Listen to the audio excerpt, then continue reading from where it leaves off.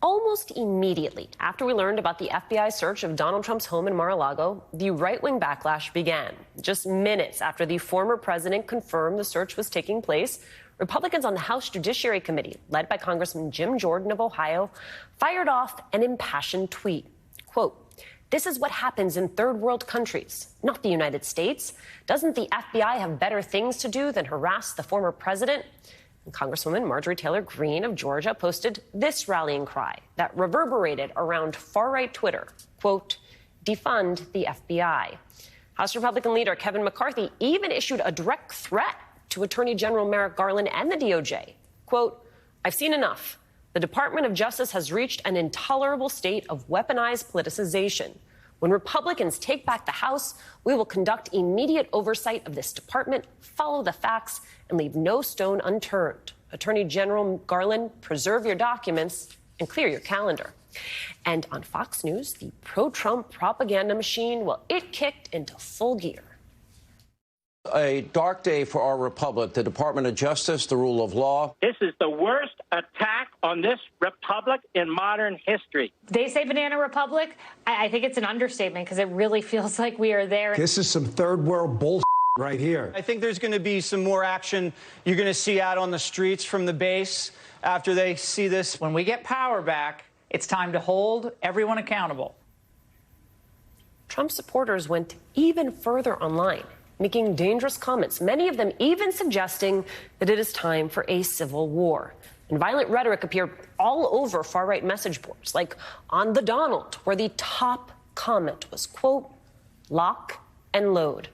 Joining me now is NBC News Justice reporter Ryan Riley and former RNC chairman Michael Steele. Ryan, what do we know about this dangerous right-wing chatter? I mean, where is it coming from? Who is leading it? How widespread is it really?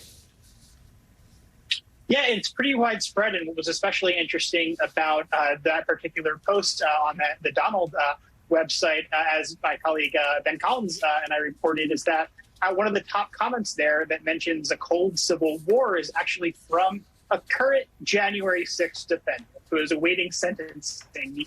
You got to really feel bad for his lawyer here almost, because he made this comment a few months away from sentencing, which is coming up in November, and it's really not going to help his case. It's not the type of thing that you want to put out there when you're trying to convince a judge that you're not a future threat, that this was a one-off, that there's no threat from you in the future. That's not what you want to put out there. Not only that, he also clarified that he was being careful with his rhetoric because he was a January 6th defendant. So he also makes clear in these public comments that, I was withholding. I wasn't saying how I really feel because I'm just worried about this future sentencing, even though making the comments that he did in the first place wasn't the brightest move necessarily for his case. But I mean, it is a real issue that I think is, in addition to everything else they're doing, that the FBI has to look at. Remember, the FBI is only maybe a third of the way through all of the criminal cases they could bring against defendants going forward. There were more than 2,500 people who went inside the Capitol. There are more than 350 people who assaulted officers who still haven't been arrested.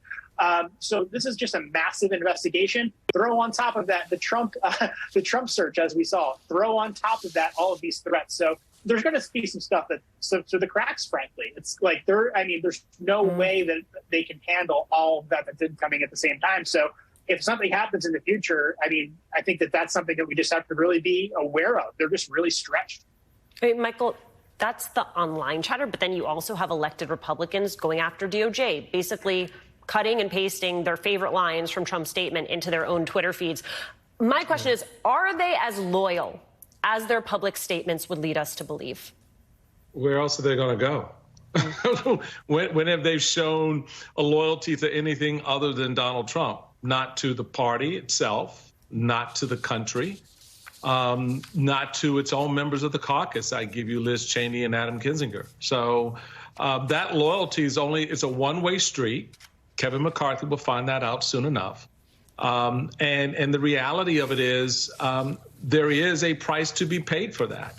And that price is what we see right now. The absence of leadership, Alicia, is damning. Liz Cheney, hearkened to that point at the beginning of the January 6th committee, where the stain of all of this will linger beyond Trump.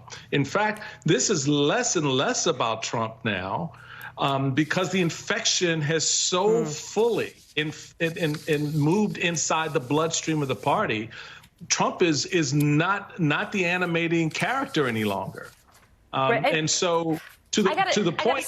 Yeah, go ahead, Michael. Go ahead. No, I was going to say, just to the point, assume that it's all dangerous, that they're all dangerous until proven otherwise. Because what else do you have to go on? That's why I thought it was particularly interesting that you had DeSantis getting on board this train, right? That the person who is seen as the most likely 2024 contender, whether Trump runs or not, felt that he had to come to Trump's defense on this. Michael? Yeah, because he had nowhere else to go. The last thing he needs is all those Florida Republicans yipping at his ankles over Donald Trump. And so he placates, and this goes again to the base problem. They placate instead of being the leaders and saying, no, this is not what we do here. We are a party about the rule of law. You know, so right now it's just all a lie. It's hypocrisy.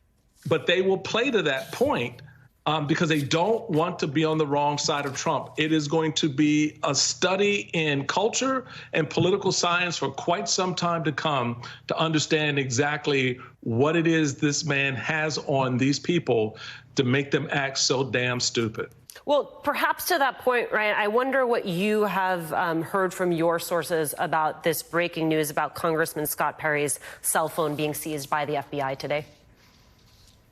I mean, it's significant, and you got to remember the role that he played, in terms of this back channel to try to put in these fake electors and the people that he put him into touch with. So he is kind of at the center of this investigation. But just real quickly, broadly on the broader FBI point, I do feel like there's that line in Zoolander from Will Ferrell, I feel like I'm taking crazy pills. And whenever we have this portrayal of the FBI as some sort of liberal bastion, that's the only thing I can sort of think of, because the FBI is a conservative-leaning law enforcement organization, and we've sort of like lost the thread on that in the past 6 years. It's like, think of who goes into the FBI. It's like, just like flash back to this idea of like, okay, go back to 2015. Are we calling the FBI this like bed of liberals? Then no, it's just it's so outlandish, and I think that we've really lost it from where the facts actually lie. It's a law enforcement organization. Not only that, it's an overwhelmingly white and largely male organization. Just demographics alone sort of give you the indicators, in addition